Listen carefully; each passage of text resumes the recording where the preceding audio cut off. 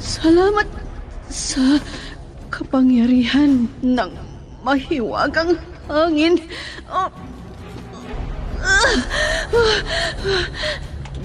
Nandito na ako sa kuweba. Aray ko! Manganganak na ako!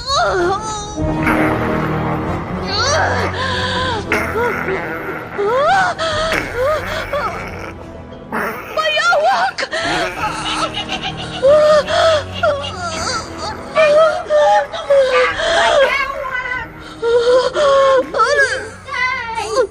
Lalamunin ang mga panganak ko!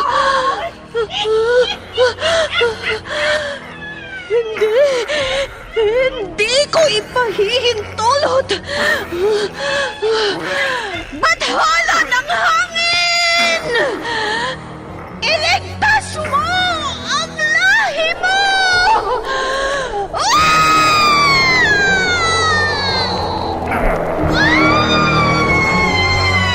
Bakit hindi mo sinakmal ang sanggol? Ikaw, bayawak!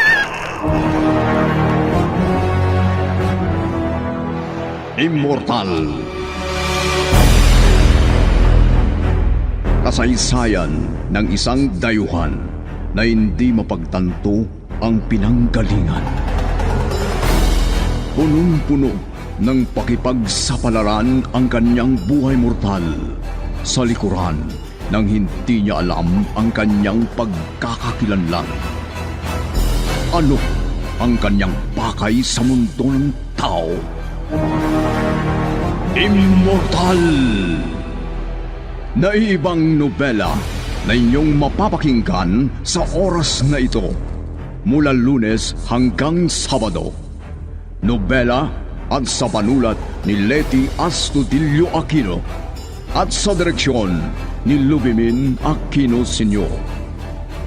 Mula sa Lovelet Artist and Talent Center Drama Productions, handog sa inyo ng #1 and most trusted radio network in the country, Bombo Radio Philippines.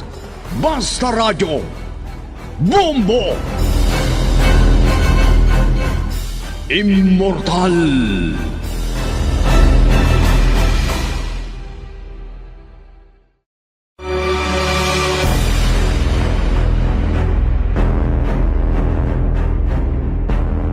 Ang nakaraan, tinulungan ni Artemis Sigadon sa kanilang paghahanap kay Aris. Labis namang nag-alala si Madam Siona dahil isinisisi sa kanya ni Gadon kahit kumilos si Ador. Bumalik siya sa tulay sapagkat tiwala siyang naroon lamang sa paligid, sa kubling lugar na pinagtataguan ng buwaya. Umalis si Ador upang hanapin din si Aris at sinabi niya kay Madam Siona na pupunta siya sa tulay sapagkat inaakala niyang nandoon sa tabi ang pinagpapahinga ng buwaya. Sa mga sandaling iyon, naabala ang buwaya. Nasaksihan ni Dalia ang pagtitig ng buwaya kay Aris na mahimbing na natutulog. Kaya't pinaghubog ni Diabla na maging anyong buwaya ang alibot. At ngayon, narito ang galugtong ng nobelang pinamagatang Immortal!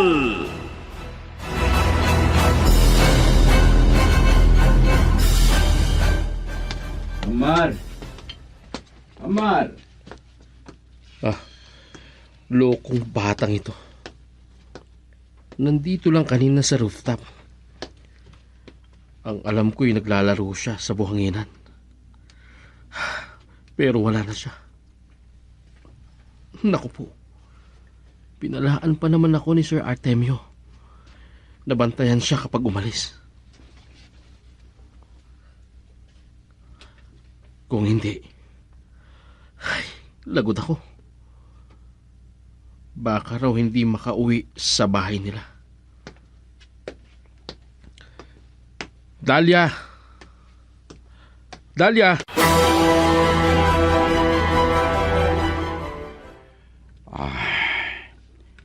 Pupunta ako sa pinagmulan niya sa ilalim ng tulay. Hindi ko na kayang mga biglang pangyayari. Pakiramdam ko'y para akong banyaga sa mundong ito. Gaya ng matandang yon. Alam ko, isa siyang panyaga sa mundo ng tao. Buhaya. Ang laking buhaya.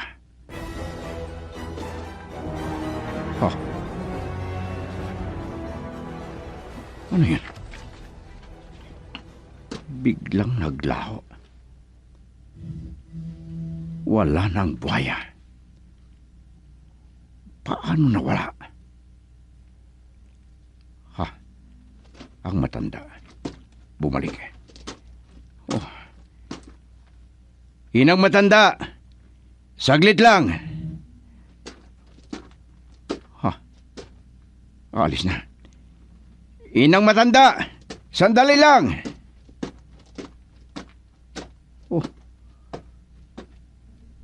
Parang wala siyang narinig. Hindi niya ako narinig sa pagtawag sa kanya. Inang matanda! Sandali lang! At... mga ahas. Ang dami-daming mga ahas. Wala na. Hindi ko pa naman nakita si Aris.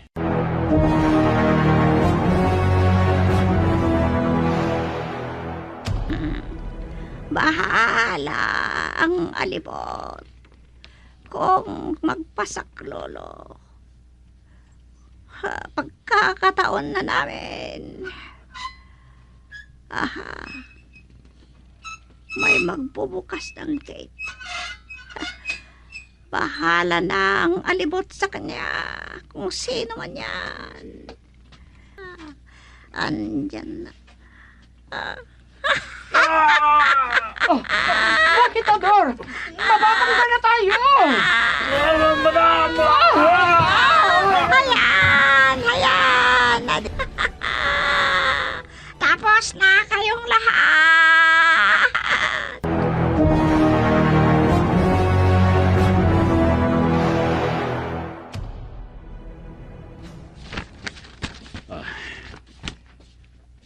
Eto na. Napirmahan ko na lahat ang pinasa ng sekretarya. Sino kaya itong istorba? Si Masa. Hello, Masa. Bakit? Sir, naaksidenta ang kotse na sina Ador at Madam. Nandito na sila sa ospital. Ano? Bakit? Anong nangyari?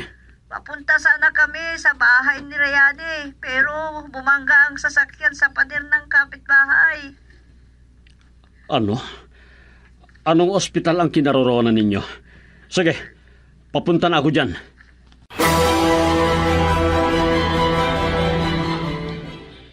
Nagpapasalamat ako. Hindi kami napahamag ng gusto. Ano ba talagang nangyari, Mama? Hindi ko rin alam.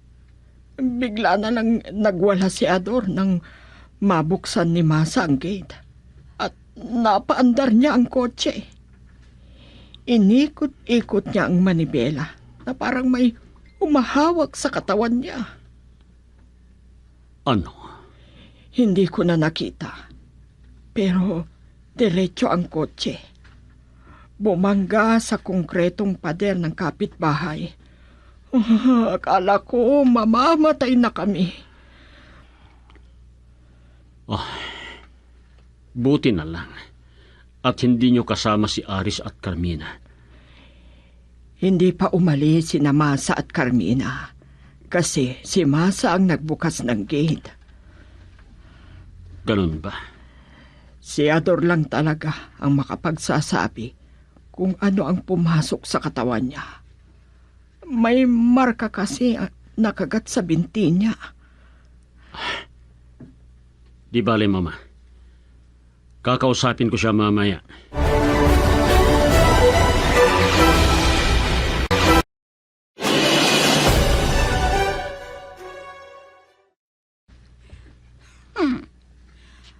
Ang mga tao sa bahay na yon. Nasaan na kaya ang batang lalaki na kinahuhumalingan ng buhaya? Kailangan ko ulit siyang malinlang para sumunod sa akin. Alis muna ako rito. Halika na, alibot! Babalik din ako. At kapag nagtagumpay ako na may takas ang batang yon, magiging kasama ko na siya.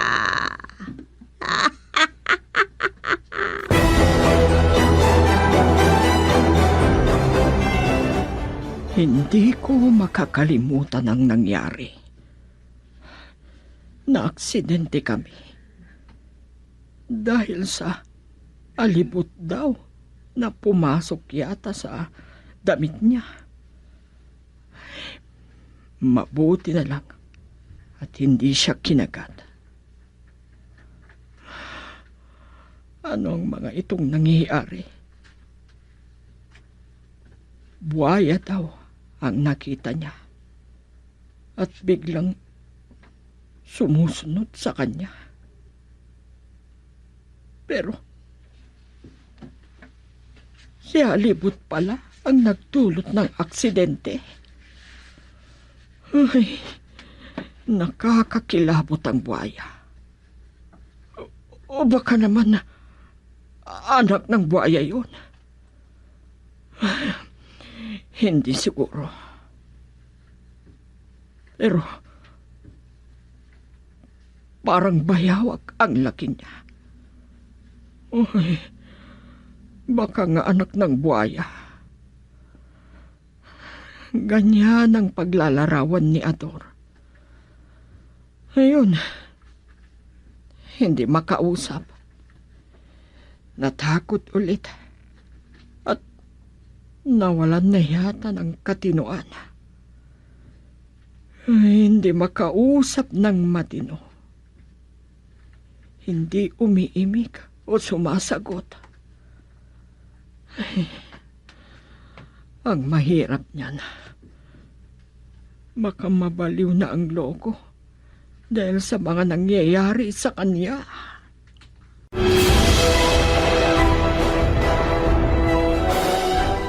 Kumain na ba si Ador, Masa? Kumusta na siya? Tulala, madam. Kinakausap ko pero hindi sumasagot. Nakatingin lang sa akin. Naku, paano na yan? Natakot yata ng sobra sa nangyari, madam.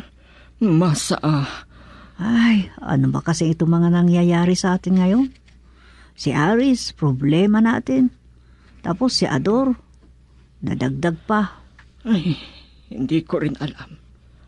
Lalo na, parang hindi na gumagalaw si Gadon tungkol sa anak niya.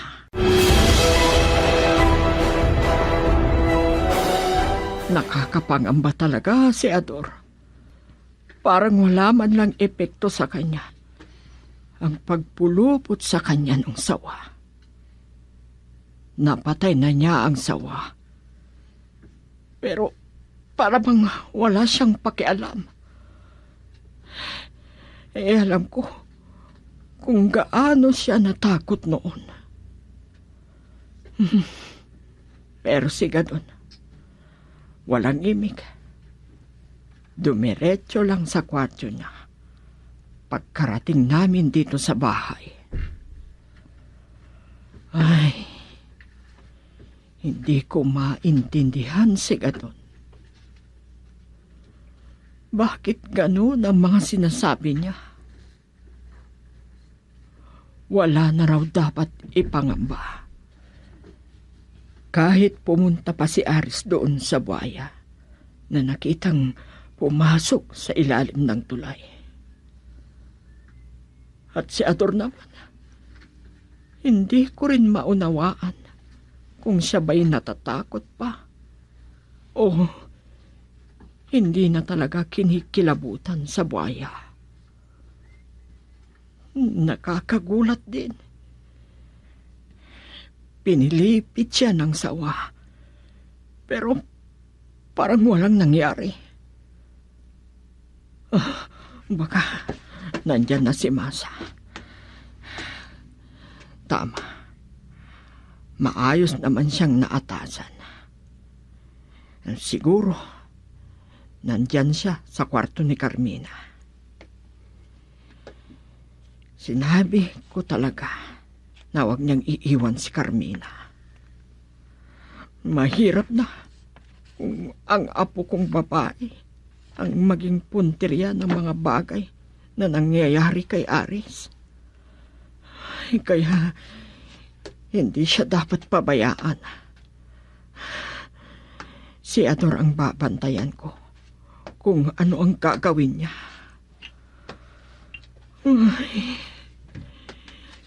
Pinipilit kong pigilan ang sarili ko na huwag kabahan sa posibilidad na pag-alis muli ni Aris. Pero hindi pa rin maalis ang takot ko. Naalala ko si Amar. Baka doon siya nagtungo kung saan pumunta si Aris. Ang mas mabuti pa, tawagan ko si Riane.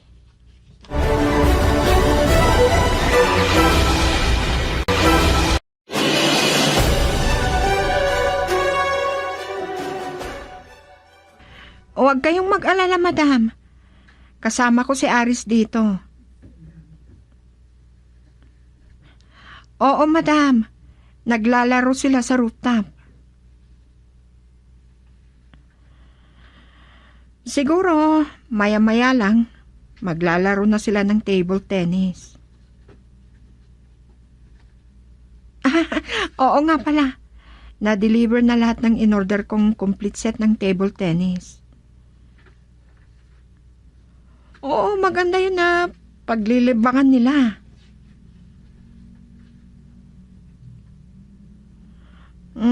Ganun ba?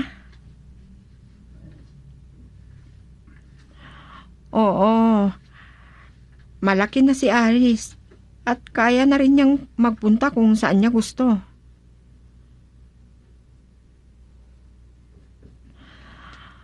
Oo, madam. Kaya ang masasabi ko, huwag niyong higpitan ng sobra si Aris. Oo, kailangan niya rin ng kalayaan. Yun nga lang, medyo matigas lang ang ulo ni Aris. Oo, madam. Tama rin ang sinabi ni Sir Gadon. Sa bagay, may mga pagkakataon na hindi talaga natin mauunawaan kung ano ang nais ng mga bata.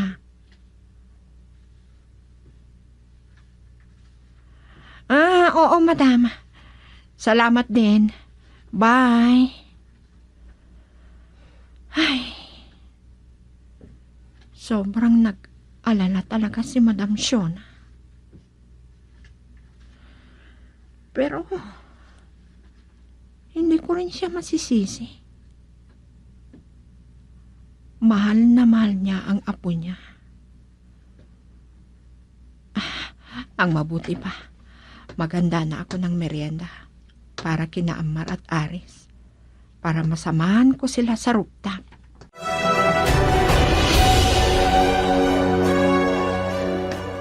Magbabiyahe na naman ba kayo, sir? Oo. At ikaw lang naman ang nakakalam ng mga nangyayari dito. Sa bagay, Wala ka pa rin gaanong trabaho. Maintenance lang nun ang ginagawa mo. Oo, sir. May negosyo kami na gustong mag-partner kami ng kaibigan kong si Gadon. Pero hindi ko pa sinagot. Bibigyan ko lang siya ng pag-asa na baka tanggapin ko rin balang araw. Ganun po ba, sir? Oo, Marlon. Iniisip ko pa kung mabuti ba yun o hindi. Mayroon kasi akong ibang mas mahalagang prioridad. Kaya pangalawa lang ang alok ng kaibigan kong si Gadon. Baka isipin niya na tinatanggihan niyo siya, sir. Oo nga naman. Pero hindi ako basta papayag agad sa gusto niya. Hindi ko pa lubos kilala si Gadon. Hindi pwedeng madaliin ang hinihingi niya. Malaki ang halaga na maaring mailagay o may sugal. Tama po yan, sir. Malaki talaga ang halaga ng perang ipupuhunan. Dapat siguraduhin muna.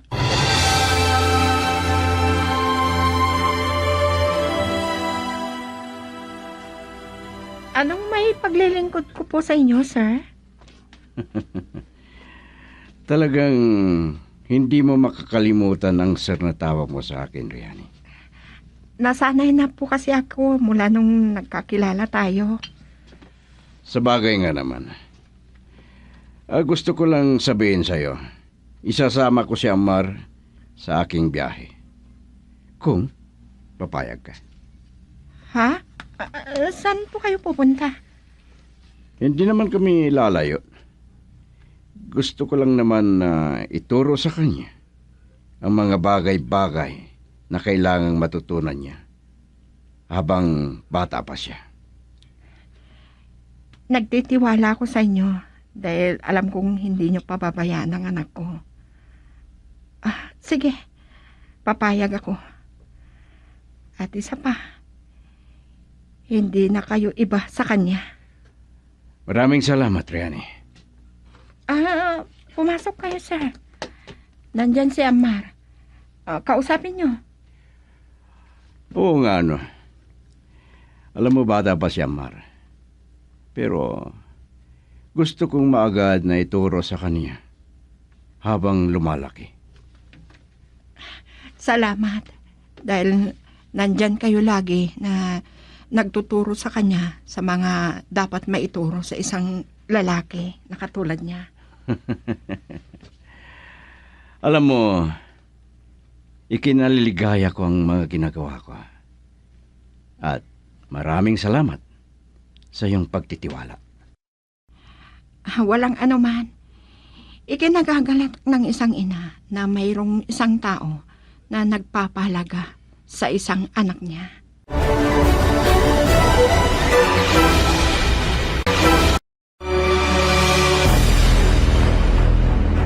Ano pa ang mga susunod na mangyayari sa bagong nobela na aming pinamagatang Immortal? Nobela at sa panulat ni Leti Astudillo Aquino at sa direksyon ni Luvimin Aquino Sr. Mula sa Lovelet Artist and Talent Center Drama Productions, inihandog sa inyo ng #1 and most trusted radio network in the country, Bombo Radio Philippines. Basta Radio Bombo!